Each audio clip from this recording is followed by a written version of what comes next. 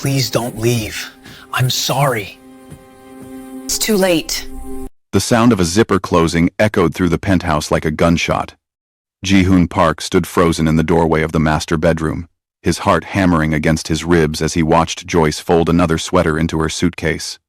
Her movements were methodical, controlled, but he could see her hands trembling slightly. 8 months. They had been married for 8 months, and now she was leaving. "Joyce, please," he heard himself say, his voice cracking in a way that would have horrified him months ago. "Please, don't do this."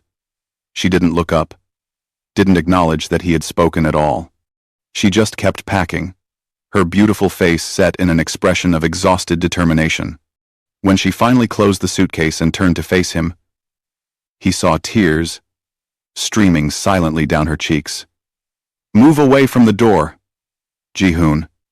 "I can't," he whispered, and he meant it in every possible way. He couldn't move. He couldn't breathe. He couldn't let her walk out of his life. "I can't live without you." Joyce laughed, but it was the saddest sound he had ever heard. "You should have thought about that before." She wiped her eyes with the back of her hand. "You're too late. I'm done." "Then let me tell you how we got here," he said desperately, stepping into the room. "Let me explain everything." She looked at him with those deep brown eyes that had haunted his dreams for months, and he saw nothing but pain staring back at him. "There's nothing left to explain, Ji-hoon. You broke something that can't be fixed. But to understand how they reached this moment, we need to go back. Back to where it all began, 6 months earlier, in his grandmother's hospital room. Welcome back to my channel. Before we continue with this emotional journey, I need your support. If you're enjoying this story about love, redemption, and second chances, please hit that subscribe button, drop a like, and comment below telling me where you're watching from. This story is going to take you through every emotion. And it teaches us that sometimes the people we push away the hardest are the ones we need the most. If you're new here, welcome to the family. Now, let's dive back into Ji-hoon and Joyce's story. 6 months earlier, Ji-hoon sat beside his grandmother's hospital bed, holding her frail hand as machines beeped rhythmically around them. Grandmother Min Seo had raised him after his parents died, had built him into the man he was today, the ruthless CEO of Park Industries, one of Korea's largest tech conglomerates. She was his everything. "Halmoni, please," he begged in Korean. "Just do the treatment. I'll pay for anything. The best doctors in the world." The elderly woman smiled weakly and shook her head. "I will do the treatment, on one condition. My grandson, you must marry the woman I have chosen for you." Ji-hoon felt his blood run cold. "What? Halmoni, this is insane. I don't have time for marriage. The company needs me. The company is all you have. And it is killing your soul," she said firmly, with more strength than he'd heard from her in weeks. "I met a young woman during my trip to America last year, Joyce Williams. She consulted on our U.S. expansion. She is brilliant, kind, strong, and she will be good for you." "I don't need anyone to be good for me," Ji-hoon said coldly. "I'm fine alone. Then I will die alone, and you will have that on your conscience." His grandmother closed her eyes. "Bring her here, within the week, or I refuse all treatment. I have already spoken with her. She knows the terms." Ji-hoon wanted to scream, to rage, to overturn every piece of furniture in the room. Instead, he stood, bowed stiffly, and walked out. In the hallway, he called his assistant. "Find out everything about Joyce Williams. And I mean everything." 3 days later, Ji-hoon stood in the lobby of his office building, waiting. He had read the file on Joyce Williams cover to cover. 30 years old, magna cum laude from Columbia University, an MBA from Wharton, spoke 4 languages, had consulted for 15 Fortune 500 companies, On paper, she was impressive. In reality, she was a trap, a cage his grandmother was forcing him into. The elevator doors opened, and Joyce Williams stepped out. Ji-hoon hated that his first thought was that she was stunning. She wore a navy blue suit that fit her perfectly, her natural hair pulled back in a neat bun, minimal makeup highlighting her warm brown skin and intelligent eyes. She walked toward him with confidence, extending her hand.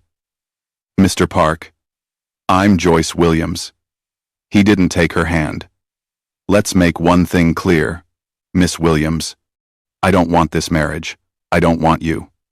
The only reason I'm going through with this absurd arrangement is because my grandmother is holding her life hostage. So spare me any romantic notions you might have." Something flickered in Joyce's eyes. Hurt, maybe. But she quickly masked it. "Trust me, Mr. Park. I have no romantic notions about you whatsoever. I'm doing this because your grandmother is paying me enough money to cover my mother's cancer treatments for the next 5 years. This is a business arrangement. Nothing more. So, maybe we can both stop pretending this is anything other than what it is, and just get through the next year. My lawyer has prepared the contract. You'll live in my home, attend necessary public events as my wife, and stay out of my way. In return, you'll receive the agreed-upon sum. After 1 year, we divorce quietly, and you disappear from my life." "Sounds perfect," Joyce said coolly.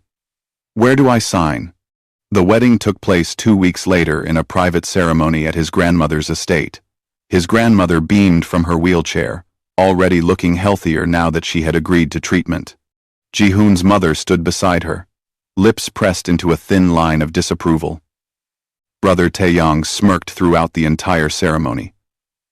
Joyce wore a simple white dress that his mother had selected, likely the plainest option available. She stood beside him at the altar, spine straight, face composed. When the officiant pronounced them husband and wife, Ji-hoon gave her the briefest kiss on the cheek, cold and perfunctory. At the reception, Ji-hoon made sure to demonstrate exactly how he felt about this arrangement. When his friends gathered around him, he spoke in rapid Korean, knowing Joyce wouldn't understand. "So, this is the help your grandmother hired?" one friend said, laughing. "Apparently, my halmoni thinks I need a charity case to make me more human," Ji-hoon replied in Korean, his tone dripping with disdain. "I give it 6 months before she realizes she's in over her head and begs to leave." His friends laughed. Ji-hoon glanced at Joyce across the room. She was speaking with his grandmother, her face kind and attentive. For a moment, he felt something that might have been guilt, but he crushed it immediately. What Ji-hoon didn't know was that Joyce understood every single word he had said. She had spent 2 years working in Seoul earlier in her career and was fluent in Korean. She stood there, smiling politely at his grandmother while her heart cracked into pieces, wondering what she had gotten herself into. That night, when they arrived at Ji-hoon's penthouse, he showed her to a guest room at the opposite end of the apartment from his master suite. "This is your room. Stay in your space. I'll stay in mine. I have an early meeting tomorrow." He closed the door without another word, leaving Joyce standing alone in a strange room in a strange country, married to a man who despised her. The next 3 months were a special kind of hell. Ji-hoon left for work before Joyce woke up and came home long after she had gone to bed. When they were forced to be in the same room, he ignored her completely, as if she were a piece of furniture. His assistant, a young woman named Soo-jin, who clearly had feelings for Ji-hoon, made a point of disrespecting Joyce at every opportunity, leaving her out of schedules, giving her wrong information about events. Joyce threw herself into her remote consulting work, taking calls with U.S. clients in the middle of the Korean night to match their time zones. She explored Seoul alone, found small comforts in cafes and bookstores, and tried not to count down the days until this nightmare would be over. One evening, About 3 months into the marriage, Joyce decided to cook. She missed home, missed her mother's cooking, missed feeling human. She went to the market, bought ingredients for her grandmother's gumbo recipe, and spent the evening in the massive kitchen creating something that smelled like love and memories. Ji-hoon came home at 9, loosening his tie as he walked through the door. He stopped dead when the smell hit him. For a moment, his carefully constructed walls faltered. The penthouse smelled like a home, like warmth, like something he hadn't felt since his grandmother's house when he was a child. He walked into the kitchen and found Joyce at the stove, stirring a large pot, humming softly to herself. She looked up when she heard him. "I made dinner," she said simply. "There's plenty if you want some." "I don't want your food," he said harshly, even though his stomach growled traitorously. "And I'd appreciate it if you'd keep your cooking smells contained to your part of the apartment." Joyce's hand stilled on the spoon. She didn't turn around, didn't let him see her face. "Of course. My apologies." Ji-hoon walked to his room, ordered takeout, and tried to ignore the fact that his apartment had never felt so empty. But then, his grandmother's health took a turn for the worse. The treatment wasn't working as well as the doctors had hoped, and she was hospitalized again. Ji-hoon practically lived at the hospital, and, to his surprise, so did Joyce. He would arrive to find Joyce in his grandmother's room, reading to her in English, while his grandmother followed along, trying to improve her language skills. Or Joyce would be braiding his grandmother's thinning hair, laughing at stories from her youth. His grandmother came alive around Joyce in a way she didn't with anyone else, not even with him. One afternoon, Ji-hoon arrived early and stood outside the room, listening. "Why did you choose me, Halmoni?" Joyce asked softly in Korean. You must have known Ji-hoon would hate this. "I chose you, dear child, because I saw in your eyes the same thing I saw in his. Loneliness, strength, kindness buried under layers of protection," his grandmother said. "My grandson has forgotten how to be human. He thinks success and control will fill the emptiness his parents' death left. But you understand loss and still choose kindness. I thought maybe you could teach him." "I don't think he wants to learn," Joyce said sadly. "I don't think he even sees me as a person." "He will," his grandmother said with certainty. "He's his grandfather's grandson. Stubborn, proud. But when they fall in love, they fall completely. Give him time." Ji-hoon backed away from the door, his heart pounding. For the first time, he questioned whether he had been wrong about Joyce and everything. The next evening, he was forced to bring Joyce to a crucial business dinner with potential Japanese investors. His mother had insisted that showing up with a wife would make him appear more stable and trustworthy. Ji-hoon reluctantly agreed, though he made it clear to Joyce that she was to sit quietly and look presentable. Joyce wore an elegant black dress, her hair in loose curls around her shoulders. She looked beautiful, and Ji-hoon hated that he noticed. The dinner started well enough until the main investor, an older Japanese man named Takahashi, had too much to drink. His comments started becoming pointed, racist remarks about Joyce, about her being there, about wondering what Ji-hoon was thinking marrying someone like her. Ji-hoon felt rage building in his chest. But before he could respond, Joyce set down her wine glass and looked Takahashi directly in the eye. "Mr. Takahashi, I couldn't help but notice your company's market share has dropped 18% in the last quarter. That must be frustrating," she said smoothly in perfect Japanese. "Perhaps instead of concerning yourself with my marriage, you should focus on why your competitors are outperforming you in every metric that matters." The table went silent. Takahashi's face turned purple. Joyce continued, switching to Korean so everyone could understand. "In fact, if you look at the proposed merger terms, you'll see that Park Industries would be acquiring your weakest division while you retain all the profitable sectors. My husband's team has done exceptional due diligence, as always. The question isn't whether he should do this deal, Mr. Takahashi. The question is whether you can afford to walk away from the lifeline he's offering while your company drowns. She stood up gracefully, placed her napkin on the table, and looked at Ji-hoon. I'll wait in the car. Ji-hoon watched her walk out, completely stunned. The other investors were staring at him with newfound respect. Takahashi looked like he wanted to disappear into the floor. The meeting ended with Takahashi agreeing to all of Ji-hoon's terms, apologizing profusely for his disrespect. Ji-hoon found Joyce in the car, sitting in the back seat, arms wrapped around herself, tears streaming down her face. All her strength from the dinner had crumbled the moment she was alone. He slid into the seat beside her, not knowing what to say. I'm sorry, he finally managed. I should have defended you. I should have said something. But you didn't, Joyce said, her voice breaking. You just sat there, just like you always do. I don't exist to you unless I'm useful. That's not true, Ji-hoon said. But even as he said it, he knew she was right. He had been cruel, deliberately blind to her humanity, because acknowledging it would mean acknowledging his grandmother had been right about everything.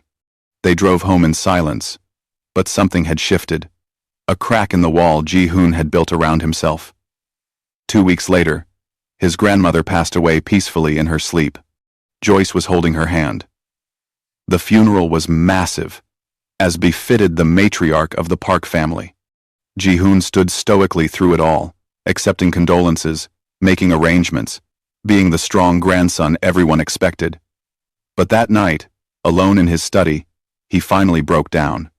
Joyce found him there at 3 a.m, sitting on the floor surrounded by photos of his grandmother, his parents, his whole life, sobbing like a child.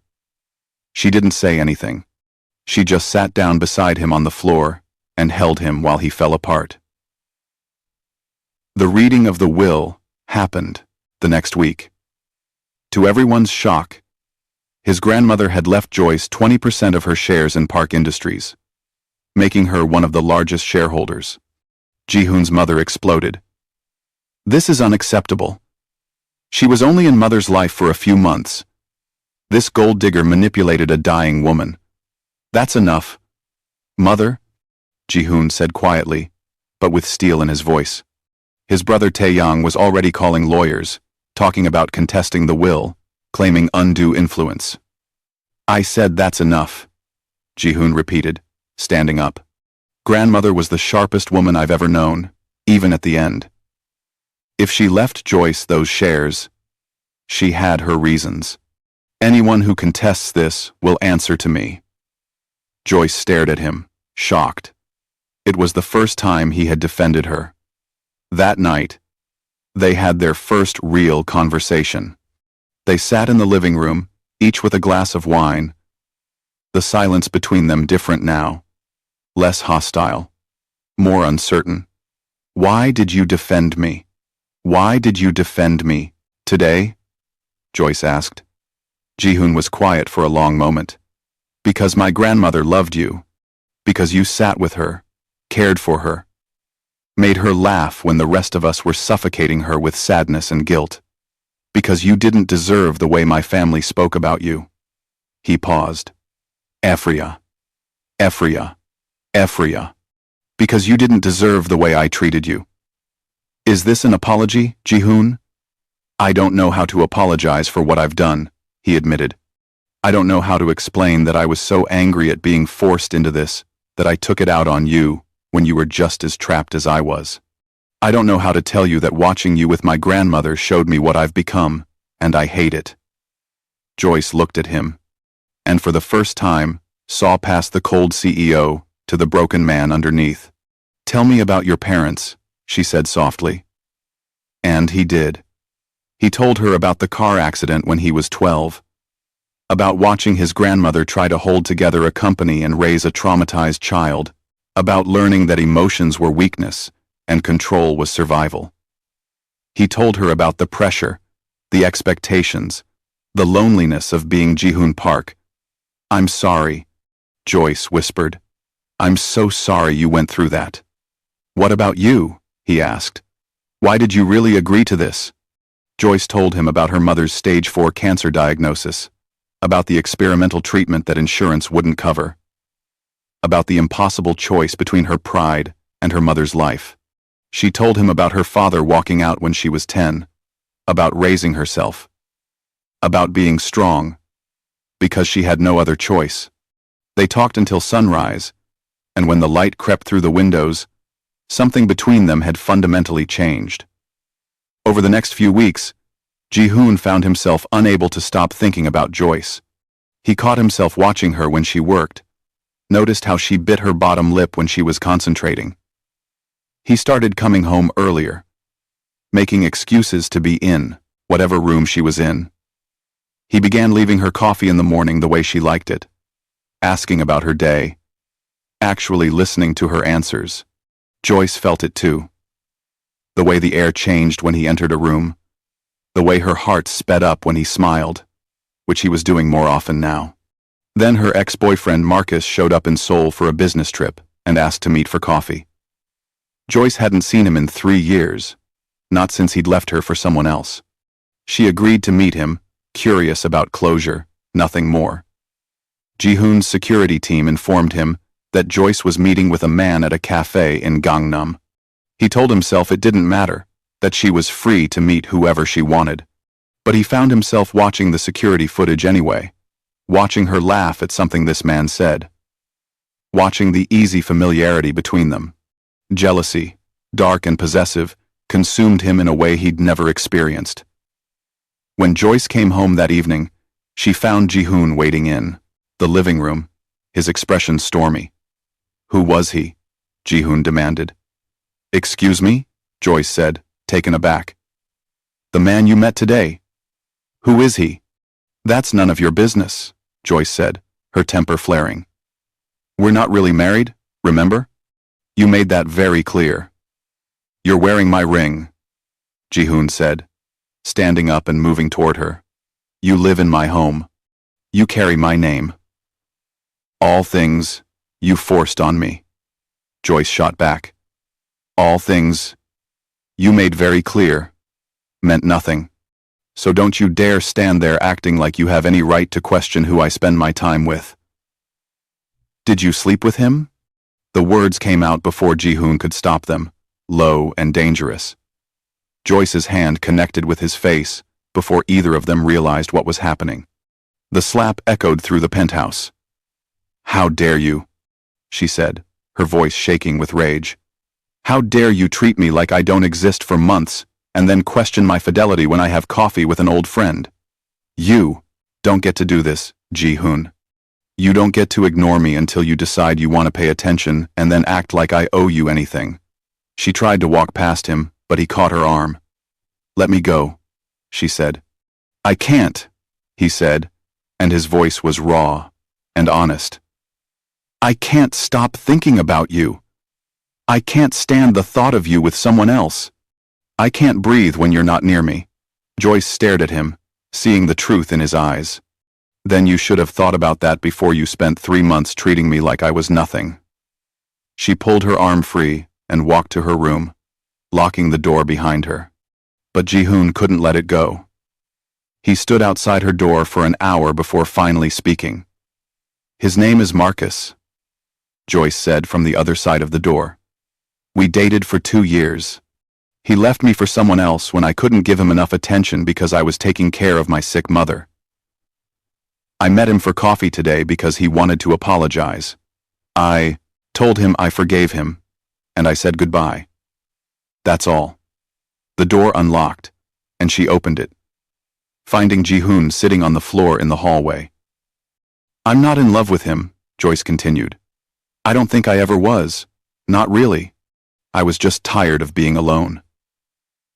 Now I'm married to someone who's terrified of what I make him feel," Joyce said sadly.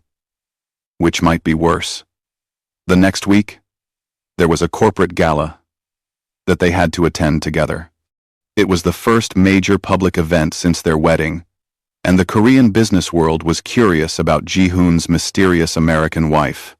Joyce wore a stunning red dress that made Ji-hoon's breath catch when he saw her. Her hair fell in soft waves around her shoulders, and she wore the diamond necklace his grandmother had left her. "You look beautiful," he said, and meant it. "Thank you," Joyce replied, her tone neutral, but her eyes showing that the compliment mattered. At the gala, Ji-hoon couldn't take his eyes off her. She was charming, brilliant, switching effortlessly between English and Korean as she spoke with various business leaders. She made people laugh, made them feel heard, and Ji-hoon realized that she was better at this than he was. When the dancing started, he extended his hand to her. "Dance with me." Joyce hesitated but then placed her hand in his. The moment he pulled her close, everything else faded away. They moved together perfectly, her body fitting against his like it was meant to be there. "I'm sorry," Ji-hoon said quietly, his lips near her ear. "For everything. For being cruel. For being blind. For wasting the time we could have had." "Ji-hoon," Joyce started, but he continued. "You are the most remarkable woman I've ever met. You're brilliant, kind, strong, and you've shown me more grace than I ever deserved. And I've been falling in love with you since the day you told off Takahashi, and I realized I'd married a queen." Joyce's breath caught. "You don't mean that. I've never meant anything more in my life." He was about to kiss her the way he'd been dreaming about, when his brother Tae-young appeared beside them, drunk and angry. "How touching," Tae-young sneered in Korean. "The great Ji-hoon Park, brought low by a woman who's only here for the money. Tell me, does she know you're only keeping her around because grandmother's will requires it?" Ji-hoon's fist connected with his brother's jaw before anyone could blink. Tae-young went down hard, and the entire gala gasped.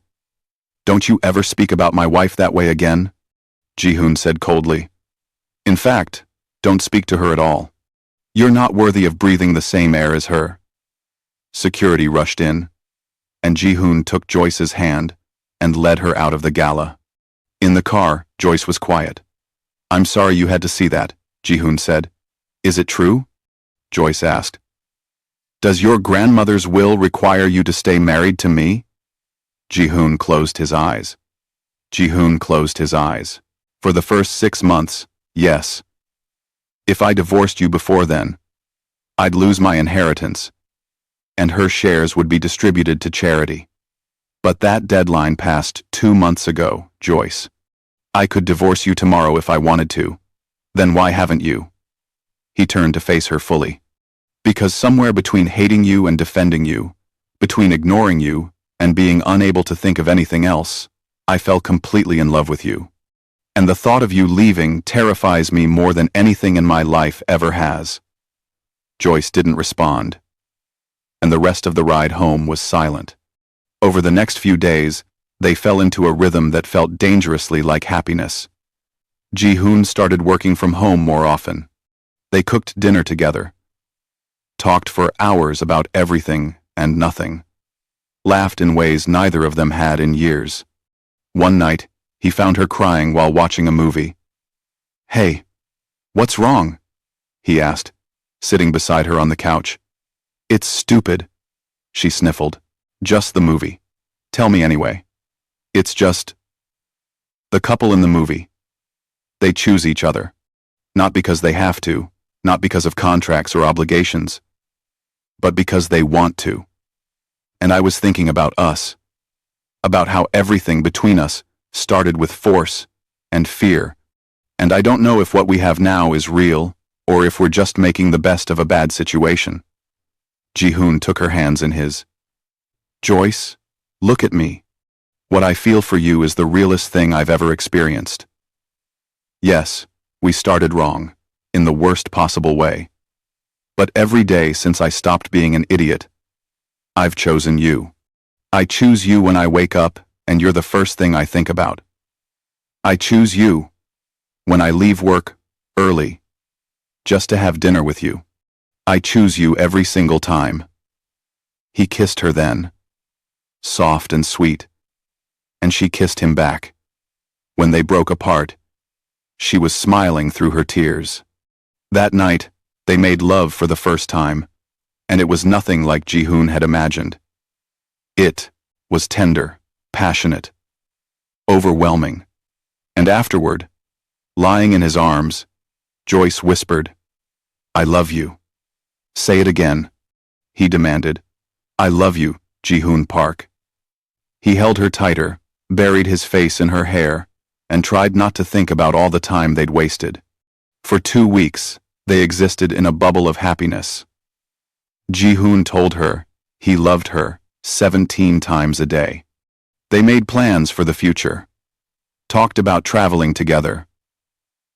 He started calling her Yobo, a Korean term of endearment for one's spouse.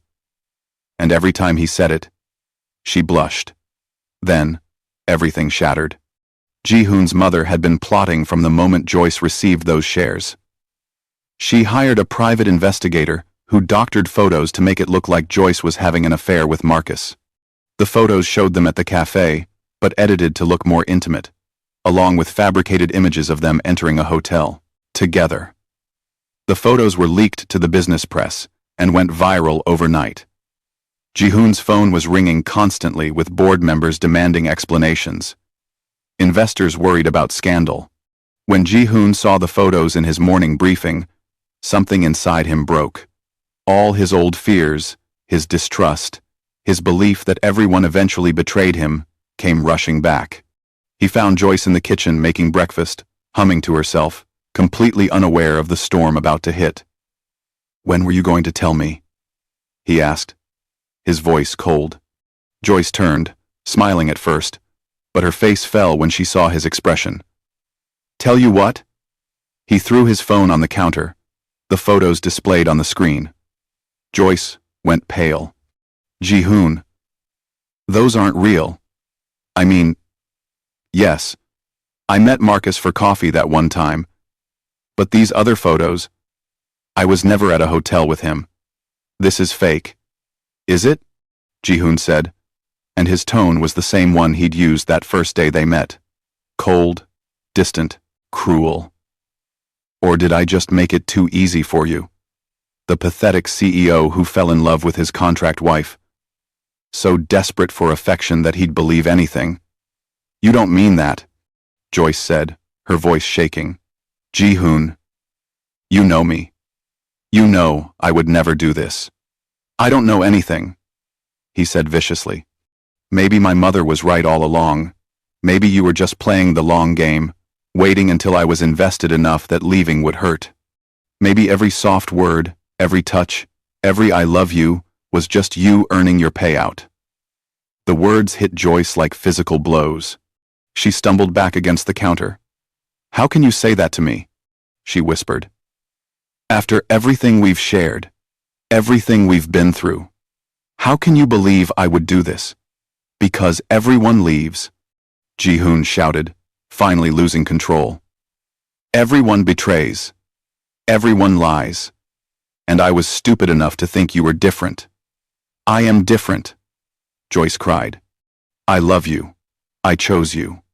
"You chose my money," Ji-hoon said. And then he said something unforgivable. He called her a slur, a word he'd sworn he'd never use, a word that reduced her to nothing but her skin color and his prejudice. Joyce's face went completely blank. The hurt in her eyes was replaced by something worse, a kind of death. "Get out," she said quietly. "This is my house," Ji-hoon said. "Then I'll get out," Joyce said. She walked past him to the bedroom, moving like a robot. That's when Ji-hoon's phone rang. His head of security, calling to tell him they'd traced the photos, that they were doctored, that his mother had orchestrated the entire thing to destroy his marriage. Ji-hoon felt the world tilt. What had he done? He ran to the bedroom and found Joyce packing, throwing clothes into her suitcase with shaking hands. "Joyce, wait. I know the truth now. The photos were fake. My mother set this up.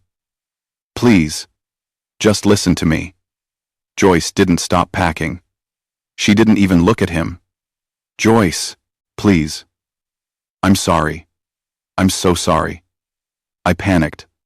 I reverted to who I was. But you have to understand. I don't have to understand anything, Joyce said flatly. You showed me who you really are. When it mattered most, when I needed you to trust me, you believed the worst. You said things that can't be unsaid. You broke us, Ji-hoon, and I'm done trying to fix what you keep destroying. I love you, he said desperately. No, Joyce said, finally looking at him. You love the idea of me. You love having someone who makes you feel less alone. But real love requires trust, and you'll never trust anyone because you're too afraid. She zipped up her suitcase and walked toward the door. Ji-hoon blocked her path. And that's how they ended up here, in this moment, with him begging and her crying, and both of them broken. Please, he whispered, please don't leave me. I'll spend the rest of my life making this up to you. Please don't go. Joyce looked at him with so much sadness it felt like drowning. You really hurt me, Ji-hoon. You made me feel like I was nothing, like everything we built was a lie. It wasn't a lie, he insisted. 9. Everything I felt, everything we had, it was real. Then why was it so easy for you to throw it away? Ji-hoon fell to his knees in front of her. Because I'm broken, I'm terrified of losing people, so I push them away first. Because my parents died and my grandmother died and everyone I've ever loved has left me, and I couldn't handle the thought that you might too. So, when I saw those photos, my brain told me I was right all along, that I was stupid to hope. But I was wrong. Joyce. I was so wrong. He was sobbing now, holding onto her legs like a child. You're the best thing that ever happened to me. You taught me how to feel again, how to be human. You showed me what real strength looks like, what real love looks like. And I destroyed it, because I'm a coward. Joyce's own tears were falling freely. I can't do this. If every time things get hard, you're going to revert to the man who hated me. I can't live wondering when you'll turn on me again. I won't, Ji-hoon promised. I swear on everything I have, I won't. Let me prove it to you. Don't decide now. Just give me a chance to prove I can be better. Joyce stood there for a long moment, and Ji-hoon felt his entire future hanging in the balance. Finally, she spoke. I'm going to stay at a hotel for a few days. I need space to think, to process what happened. And you need to figure out if you're really capable of change, or if you're just afraid of being alone. Joyce, please. Ji-hoon started, but she held up her hand. If you really love me, you'll give me this space. You'll respect my need to decide what I want, without pressure. She wiped her eyes. And Ji-hoon, if we have any chance of making this work, you need to actually deal with your trauma. Not just apologize for it, but get real help. Ji-hoon nodded frantically. I will. I promise I will. Joyce picked up her suitcase and walked past him. At the door, she turned back. I do love you. That's what makes this so hard. I love you enough to want you to heal. Even if that healing doesn't include me. Then, she was gone. And Ji-hoon was alone in the penthouse that had never felt so empty. The next morning, Ji-hoon did something he'd never done before. He called a therapist. Then he called his lawyer and had him draw up papers removing his mother from the board of directors. He showed up at his mother's house with security and his lawyer. You tried to destroy my marriage, he said coldly. You fabricated evidence, leaked it to the press, and nearly cost me the only person I've ever truly loved. So here's what's going to happen. You're removed from the board, effective immediately. Your allowance is cut off, and if you ever come near Joyce again, I'll make sure every media outlet in Korea knows exactly what you did. His mother turned pale. You would choose her over your own family? You stopped being my family the moment you attacked my wife, Ji-hoon said. 9. Joyce is my family now. And I will protect her from anyone, including you. He left before she could respond. Next, he went to Joyce's workplace. She was a consultant at a firm in Gangnam, and he waited in the lobby until she came down for lunch. When she saw him, her expression was guarded. Ji-hoon, what are you doing here? I need to show you something, he said. Please, just give me 10 minutes. Joyce hesitated, but nodded. They walked to a nearby park and sat on a bench. Ji-hoon pulled out his phone and showed her everything. The lawyer documents removing his mother from power. The therapist appointments he'd scheduled 3 times a week. The public statement his company was releasing that afternoon, exposing his mother's role in the fabricated scandal and declaring his complete support for his wife. I'm resigning as CEO, he said quietly. Joyce's eyes went wide. What? Ji-hoon, no. That company is your life. No, he said firmly. It was my life. It was what I hid behind, so I didn't have to feel anything. But you, Joyce, you're what I want my life to be about. I'm stepping down and promoting my VP to CEO. I'm starting a foundation in my grandmother's name, focusing on supporting interracial families, dealing with discrimination. And I'm going to spend every single day proving to you that I can be the man you deserve. Ji-hoon, Joyce said, tears forming again. You don't have to give up everything. I'm not giving up anything that matters, he said. The only thing that matters is you.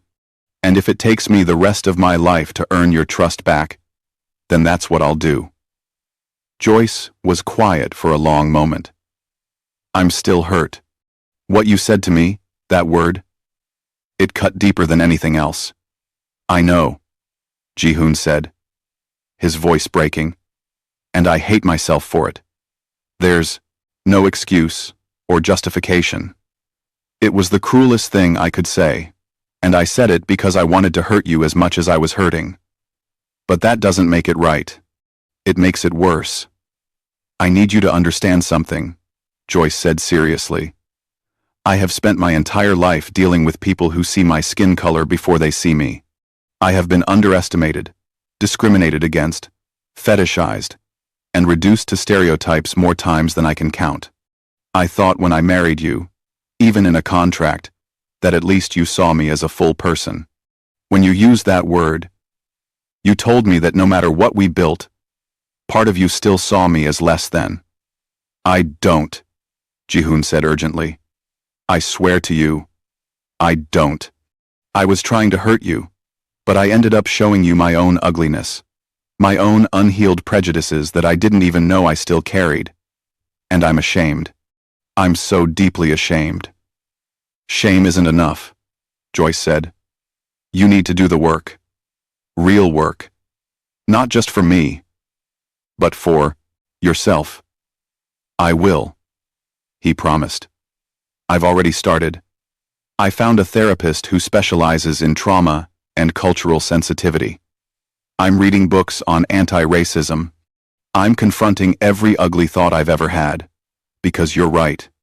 I need to heal, and I need to understand the harm I've caused. Joyce looked at him and saw that he meant it. I'm not ready to come home yet, she said softly. But I'm not saying never. I'm saying not yet. I'll wait, Ji-hoon said. However long it takes. Over the next 2 weeks, Ji-hoon kept his word. He went to therapy and actually engaged with it, talking about his parents' deaths, his fear of abandonment, his tendency to push people away. He attended workshops on understanding racial dynamics in relationships. He made a substantial donation to organizations fighting racism in Korea. He also showed up for Joyce, in small ways. He sent her brother Marcus's care fund another large donation with a note saying it was from both of them. He had Flowers delivered to her mother in the US with a card saying he was honored to be her son-in-law and was working hard to deserve her daughter. He didn't pressure Joyce, didn't demand her time, but made sure she knew he was there. Joyce watched all of this from a distance. She talked to her mother, who told her that everyone makes mistakes, but not everyone does the work to change. She talked to her therapist, working through her own hurt and trying to figure out what she really wanted. 3 weeks after she left, Joyce showed up at the penthouse. Ji-hoon answered the door, and his face lit up when he saw her before he carefully controlled his expression, not wanting to pressure her. "Hi," she said. "Hi," he replied. "Do you want to come in?" She nodded and walked into the apartment that had been her prison and then her home. It looked different somehow, less cold. "I added some things," Ji-hoon said, noticing her looking around. "Pictures of us, from happy moments. Your favorite, books on the shelves. I wanted the space to reflect both of us, not just me." Joyce felt her heart squeeze. "Ji-hoon, we need to talk." "I know," he said, and she could see he was bracing himself for her to say it was over. "I've been doing a lot of thinking," Joyce said. "About us. About what I want. About what I deserve. And I realized something. I deserve to be loved by someone who trusts me completely. I deserve to be with someone who sees me as an equal partner, not a possession. I deserve someone who will choose me, even when it's hard." Ji-hoon's face fell. "I understand. And you deserve all of that." "I'm sorry I couldn't be that person." "Let me finish," Joyce said. "I deserve all of that. And I think you can be that person. Also, I think you're working to be that person. But I need to know that this isn't just about you, being afraid to lose me. I need to know that you're doing this work for yourself too." "I am," Ji-hoon said earnestly. "Joyce, these past few weeks have been hell without you. But they've also been the most growth I've had in my entire life. I've learned things about myself that I needed to learn. I've confronted demons I've been running from since I was 12 years old. And yes, I started because I wanted you back, but I'm continuing because I finally understand that I was drowning in my own pain and dragging everyone around me down with it." Joyce nodded slowly. "My therapist asked me what I would need to feel safe coming back. And I realized I need boundaries. Real ones. I need you to promise that if you ever feel yourself spiraling again, you'll tell me instead of lashing out. I need couples counseling, not just individual therapy. I need you to continue educating yourself on race and privilege. And I need to know that if I choose to come back, we're starting fresh. No more contract marriage. No more obligations. Just two people choosing each other." "Yes," Ji-hoon said immediately. "To all of it. Whatever you need, Joyce. I'll do anything." "There's one more thing," Joyce said, reaching into her bag. She pulled out their marriage contract and a lighter. "We need to burn this. The old marriage, the old terms, all of it. If we do this, we do it right." Ji-hoon took the contract, and together they held it over his kitchen sink and lit it on fire. They watched it burn, watched their painful beginning turn to ash. "Now," Joyce said, turning to face him fully, "ask me properly." Ji-hoon's eyes widened as he understood. He got down on one knee right there in his kitchen, and even though she'd just told him what she wanted, his hands were shaking. "Joyce Williams, you are the strongest, most brilliant, most beautiful person I have ever known. You saved me from myself, taught me how to feel, showed me what real love looks like.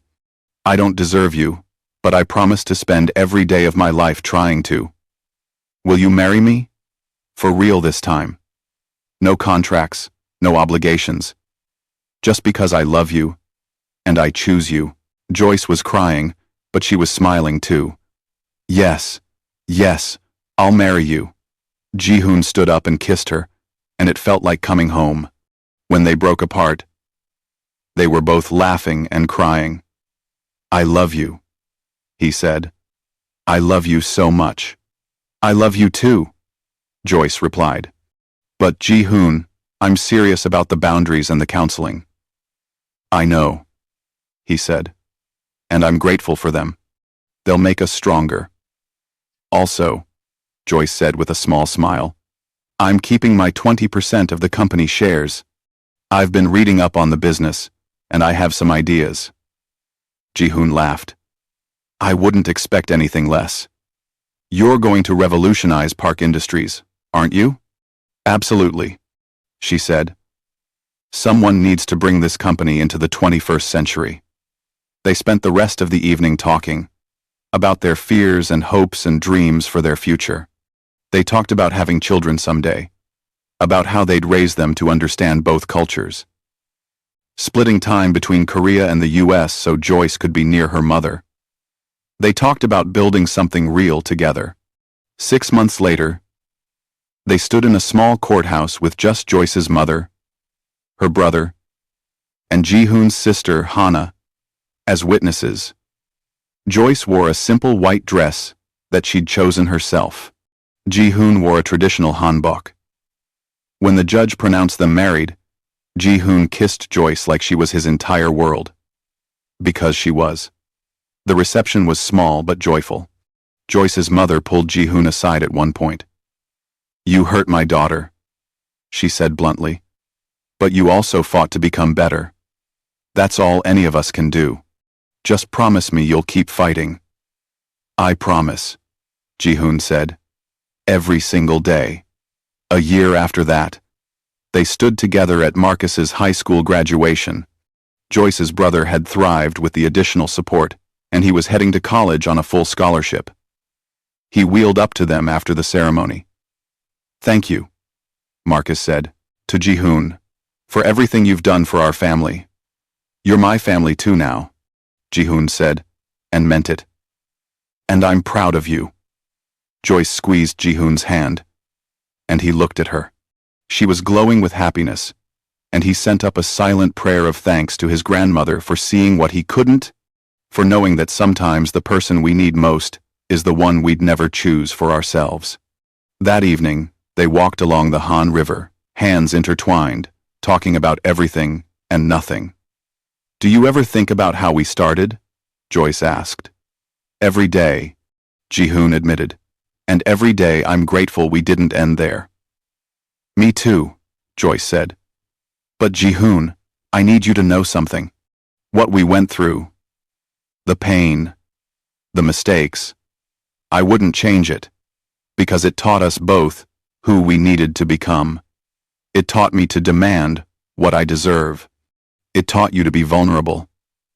You're too forgiving, Ji-hoon said. No, Joyce corrected. I'm just realistic.